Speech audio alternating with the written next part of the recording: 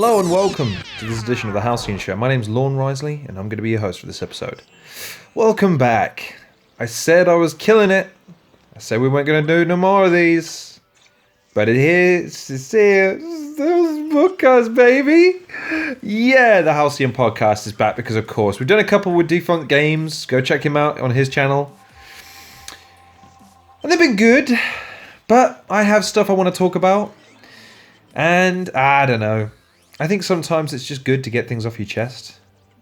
Enunciate things and just kind of see where the thought takes you. And plus, I have a little story to tell you in a moment anyway. So we'll get to that in a second. But nature of this podcast, what are we talking about today? Well, we're going to be talking about gaming. Specifically, we're going to be talking about what I've been up to. We're going to be talking about why I've been up to it. And then we're going to be talking about for people who aren't gamers. This is one for you. So not my normal audience.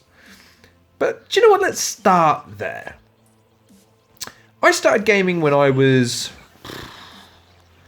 I don't know, maybe 5 or 6. Probably be a bit younger than that, but let's say my earliest memories are 5 or 6 with something that I've later learned is called the Amiga. Number of games, things like fighter pilot games. Street Fighter was on there, Frogger was on there. There were a couple of other games that I have very spurious memories of that I could, if I saw again, would trigger these untold cavalcades of memories of playing these games incessantly for months at a time. I seem to remember one where there was like just pudding and sweets and stuff, but it was a side scroller, kind of like Mario. I remember another one that was more like a platformer that you started off on the outside of what looked like a haunted house, a castle, and you were like a small child or a young adult, and you'd kind of wander through and there would be these enemies and stuff. It's very difficult because I don't remember the names of these things. I just remember playing them. And they were a magnificent distraction for me. Why? Well, to explain it to a non-gamer, while you seek the reading books, watching movies, listening to music is a very passive experience. You're almost left to your own ability to appreciate and understand what it is you're watching, to fully grasp what it is that you're seeing or hearing and fully appreciate it. There are people that can listen to Mozart and think it's terrible. There are people that can listen to Mozart and think it's the absolute amazing thing in the world. There are people that can listen or watch Celebrity Love Island, for instance, and think that it isn't complete dreg. And then there's me. But nevertheless, it's subjective a lot of the time. Gaming, not so much. Gaming can be anything to anybody, because even someone that doesn't find necessarily any enjoyment in the concept of gaming, like, oh, I don't have any interest in playing some like digitalized adventures and things like that, that's fine. But in life, we're naturally competitive. In life, we naturally seek progression. In life, we naturally seek some stage beyond where we are now in our career, in our relationships, in our financial status, in our social status. We want to always be progressing. Gaming offers that as its base. Any game that you've ever played, at the bare minimum, has some form of an objective. And it's just a question of how it delivers that objective. Is it long, slow-paced? Is it short, fast-paced? Are the mechanics strong? Are the mechanics simple? Are the mechanics elaborate but sometimes broken, or sometimes counterintuitive to the experience? Does the game look good? Does it sound great? Or does it have a minimalistic style? Recently, I've been reviewing a lot of indie games, as you'll probably have seen if you've been following my channel. The reason for this is simple.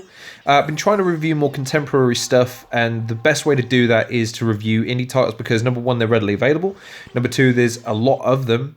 And number three, I can have a direct line to a lot of these developers. I can contact them directly and have conversations and interactions and understand more about the game than perhaps you would get at face value from just the box art or the synopsis that comes with the game. I like that. It's a nice personal touch. But more to the point, I like the fact that it's opened the door to me about different genres of games, different styles of games. It's not lowered my expectations, that would be an unfair thing to say, but it's certainly adjusted them. Because before, as a gamer, I only used to look at what was being released in terms of what was being promoted. What was the heavy marketability factor? What were the kind of games that were going to be on the television? What was popping up on YouTube? What were people talking about on Facebook and Twitter?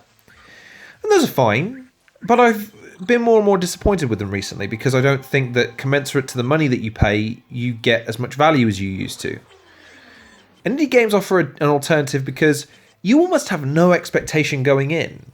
You're just free to kind of digest the game as it is with no expectation. And it reminds me of that time in gaming when I was young and when all of these experiences were new and fresh. And even though, looking back, they probably weren't very strong games or even very good games, I look back on it with fondness. And there's an air of nostalgia to the games that I play now. If nothing else, then it evokes those emotions and feelings.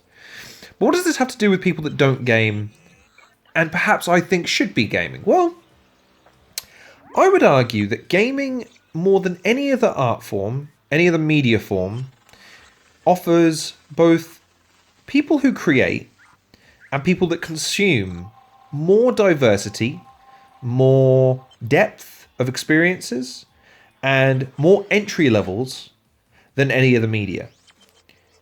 If you have a book in a genre, 9 times out of 10, that genre is going to have a certain baseline of understanding.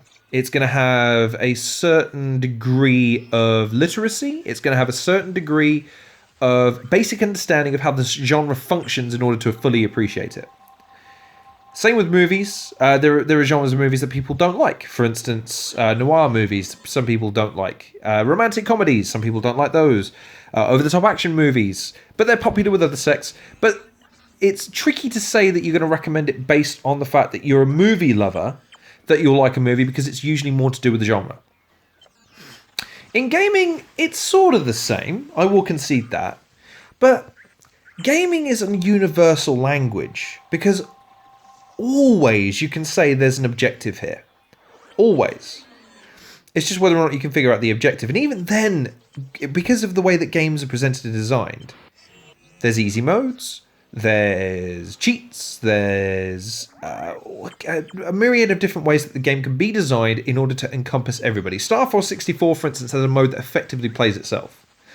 But then you have it all the way up to things like Sekiro 2 and Dark Souls that effectively punish you for being underprepared and underwhelmed.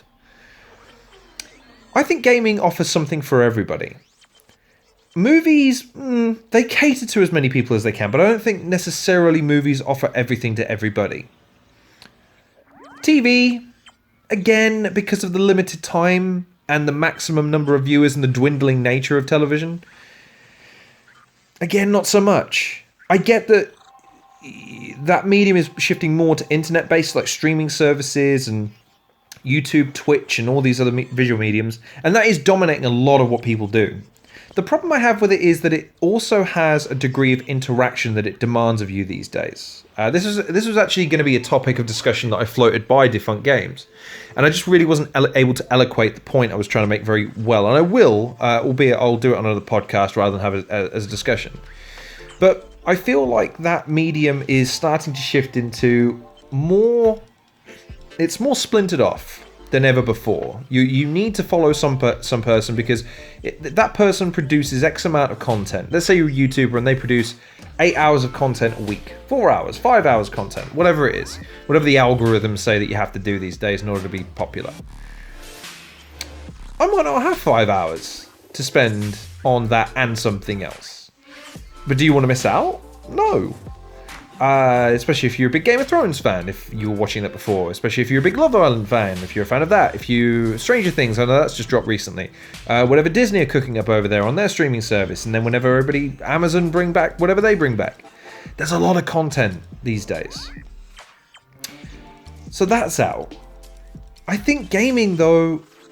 Again, especially considering the number of indie titles, there's so much to discover. But it's all very easily digestible. The number of the games that I've played and reviewed, for instance, you can complete in a couple of hours. And you might think, well, that's not very good value for money. Well, think about it. The games are very, very cheap. Sometimes you're talking about $1, 79 pence, all the way up to maybe £5 or £6, $7 or $8. That's not a lot for a game these days. And as a matter of fact, if you take into consideration the price of, say, a movie ticket. Movie ticket's only going to, sort you out for a night, for maybe 3 hours. Whereas a game, especially some indie games that have got high scoreboards, replayability, progression, good shareability, you want to share it with your friends, or co-op, or multiplayer even, those games can last you days, if not weeks. There's even the advent of free-to-play now. Obviously, there's microtransactions that come into the fray there, which I'm dubious about, but nonetheless, it's the business model that they work by, so it costs you nothing up front. There's something for everybody. And even the people that think, I'll give you the example. I have a colleague at work. An older lady. I'm not going to say elderly because she's not. And she'll kill me if I do say that. Literally, she's a heroin dealer. So she has people. She'll kill me. That's a joke, by the way, before anyone gives me any shit. Long story short, she's not a gamer. No, I don't like games. Ugh, it's boring. Yet every single lunchtime, without fail, I see her on one of her apps. And the app is a crossword puzzle. Except for it's a game. It's you find the number hidden in the crossword. But it's a swipe mechanic. So you go down, across, down, across, down, across, or up and down. So that's someone who admits that she's not a gamer, and yet gaming. So this is my plea.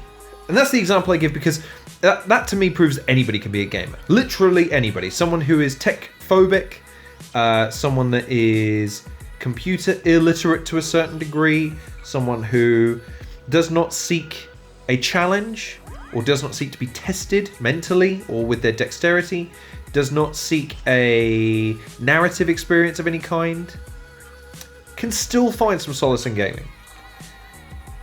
I love gaming.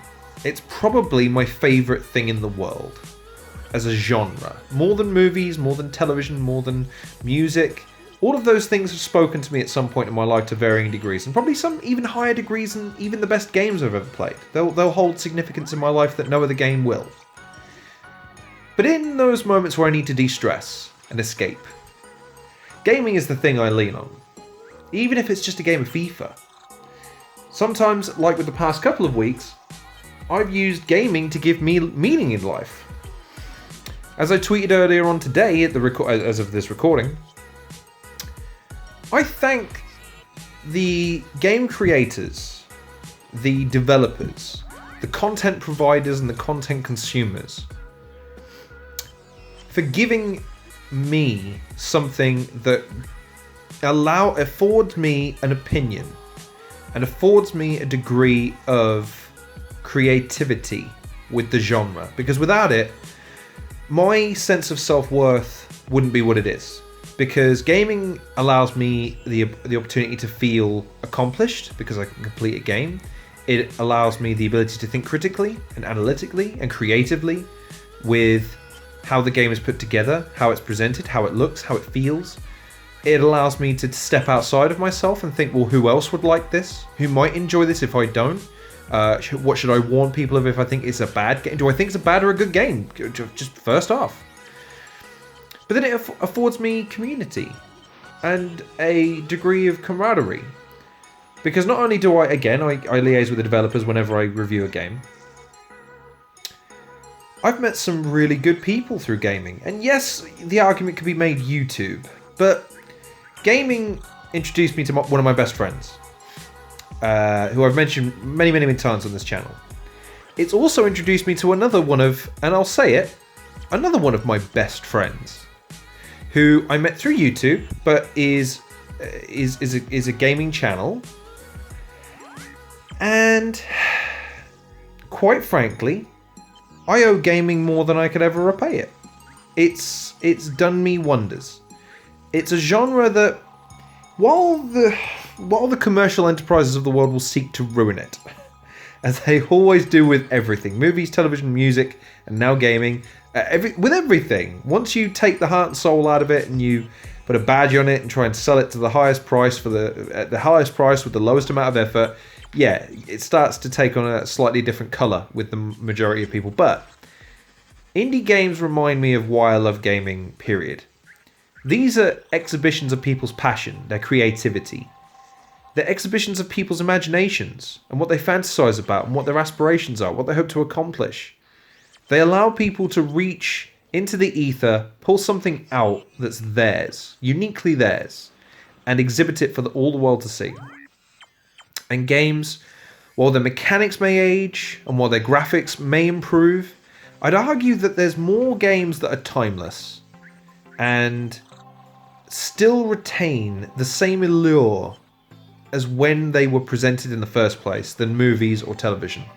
There are movies and television that may hold semantics with people for a long, long time. There are movies that will be considered classics, television shows that are considered pillars of media. But not forever.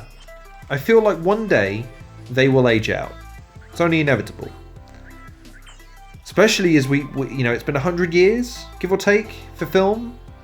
100 years, give or take, for TV. 200 years, 250 years of recordings. Gaming, though, is much younger, I'll grant you, but tell me someone that can't understand Pong and not derive some fun once you start getting into it. Tell me someone that doesn't understand Tetris and can't derive some fun from it. Gaming holds a unique advantage in that the mechanics can stay the same, but you can upgrade almost everything else about a game. But the core element, the idea, and the reason the interactivity caught on in the first place will always be there. A Rubik's Cube or a Rubik Cube will always be impressive to people because of how difficult it is. But ultimately, it's a game that will struggle because it can only do so much with the puzzle that it is. It can change its look, maybe. It can use different materials. There's not a lot it can do to be more impressive. Gaming can. Gaming can introduce better graphics, better sound design, more interactivity, different avenues, different modes, different entry levels, different difficulty levels, on the fly, customizable by the consumer. Gaming is the superior genre, if you ask me. And it's a genre that brings with it a sense of community unlike any other genre that I know of. As you may know, I've done a lot of content for Defunct Games channel recently. And I say done a lot of content, I've appeared on a few videos. Two very different things, but I'll stick with the former rather than the latter because it sounds better. In doing so, I've not only become very well acquainted with someone who I would consider now to be one of, again, my best friends, Cyril. Not only that, who's a gentleman and an utter star, and I would highly advocate anyone trying to get to know him a little bit better. I've also met a number of his fans and followers and patrons and consumers of his content who are all passionate, deep thinkers. They have unique perspectives, they have different backgrounds, and they have different outlooks on life, but gaming unites them. The shared experience of gaming, the fact that gaming, unlike again any other genre, allows and affords people to be able to catch up like I have. I've been able to play games in genres that I would have never played. Older games that I would have never had any interest in. To catch up in a certain sense. And I love the community of gaming. It's a fascinating community and it's got its problems. I'm not going to lie. But at the same time, it's got a lot more positives than it does negatives, if you ask me. And if I were to try to sum up gaming, and the reason why I think everyone should be looking to it is because there's something, as I mentioned before, it's something for everybody. There's a game out there for you, I promise you, I guarantee it. There's a person that covers games for you, I guarantee it. There's so many opinions out there, so many different voices, so much coverage. Not just me, but again, a number of different content creators who are perfect at what they do.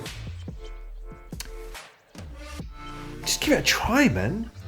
If you're not, and you're listening to this right now and you're thinking, maybe still gaming's not for me, and by the way, you could have made that point at 5 minutes rather than 20, well, two things. Welcome to the channel, this is just how I do things here. And number two, look to some of the games that I'll be recommending over the coming weeks and months. Every single week I'm going to be trying to find something different. Some different angle, some different genre, some type of hook, something different every single week, because that's what I want to do. I always want to cover something different. I don't really want to do the same thing weeks in a row. Not interested in becoming an indie reviewer. I'm interested in seeking out new experiences. I'm interested in highlighting developers that I think are passionate and have talent and have a good heart and a good moral fiber that is tricky to discern via social media, I will grant you, but the interactions that you'll have with them will speak volumes. The games that they produce will speak volumes. And how they've put together what they've put together will speak volumes. And ultimately, the experience will speak volumes. But I'm also interested in introducing these games to people and sharing them with people. There's a couple of games, so I'll just rattle them off. I've covered... so Power Gunner was the first game I ever reviewed. Putin Run Out. Summer Sport Games. Doom Tank. Data Defense, and now Fear in Hospital. And while some of those games, 3 of those games, in fact it's tied even 3-3, good games to bad, I'm glad I got to play every single one of them. And I would hope to share in that experience with some of you someday. Because gaming, again, has a unique ability to be able to bring people together and share experiences. Create new ones, create new memories. Movies, television and things, yeah, you might remember what happened in the movie. You might even remember some conversations that you had about it. But can you ever really, truly say, hey, do you remember that time we were in that Warthog and we were crying over there and we jumped out and the rocket launcher blew up, but then Pikachu came out of nowhere and thunderbolted us both, and then Mega Man came out and hit us both with the Arcanus. Wasn't that the most intense thing ever? Gaming can offer you that. It's a great genre and a wonderful vocation, a great hobby, and a wonderful community to boot. So, rather than rabbiting on anymore, I will very quickly sum up what's coming up for you in the coming weeks. Coming in the next few days to week, I hope, will be a review of a game called Pulsar, which I've completed. The review is written. I've not yet filmed it. I'm hoping to film it tomorrow. Edited over the next couple of days. Then you'll be getting a review of a game called She Wants Me Dead, which is a platformer. It's been out for some time, but I want to talk about it nonetheless.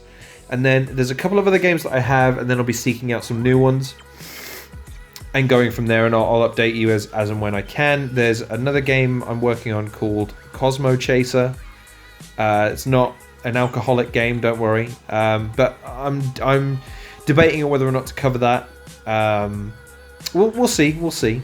Also, you've got whatever we've got coming up over on Defunct Games channel, and that's probably the biggest plug for this video. Is I'm producing content on my channel, but I'm appearing in content over there, and his production value, again, if you want to talk about someone that's passionate about this genre, passionate to a degree that I am in awe of, Cyril Lachelle at Defunct Games is your man. Even if you're not a game fan, he will present it to you in a way that does not patronize you, that informs you, will entertain you, enlighten you, and keep you engrossed for periods of time that I can only hope to emulate one day. So if nothing else from this video, just go and check out his channel, go check out me, and go and vote for me on some of the Decides videos. Don't watch the quizzes, I look dumb in those. If you have to, I get it. I'd recommend the first one, Metal Gear Solid Characters or Sex Positions. It's hilarious. But most of all, go out. Find a game, play it, talk to other people about it, get them to play it. I trust you'll enjoy the experience, and then once you enjoy the experience and you love gaming, then you'll have a reason to watch this show every single week, because I hope going forward there'll be one new review every single week, and when I can, I'll do a top 5, we'll do podcasts, we'll do other stuff. But I'm hoping, at the very least, one new review every single week.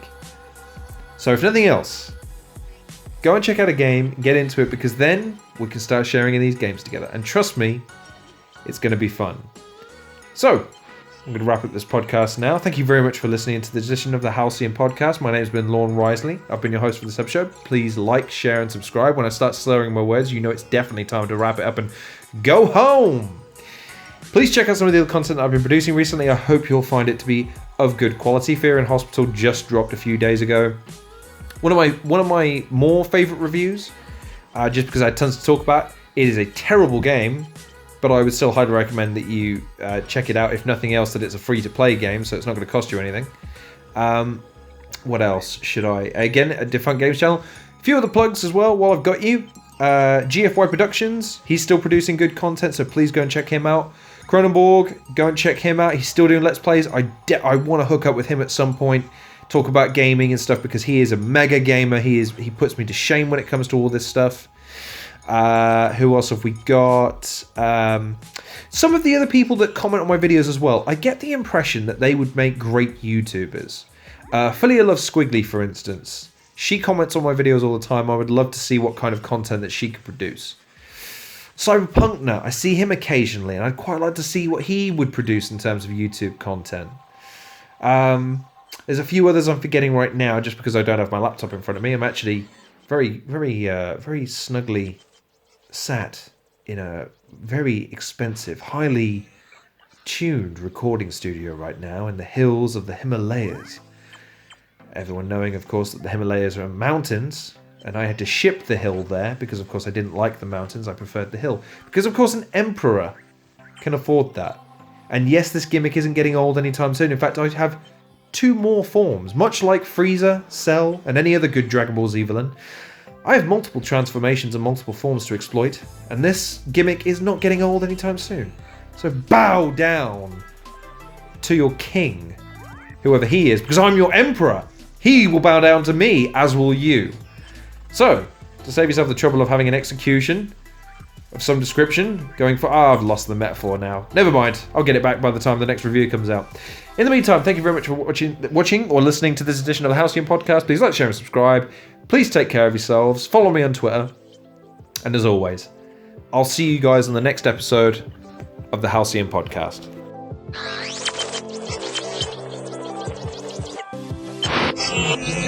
Yeah.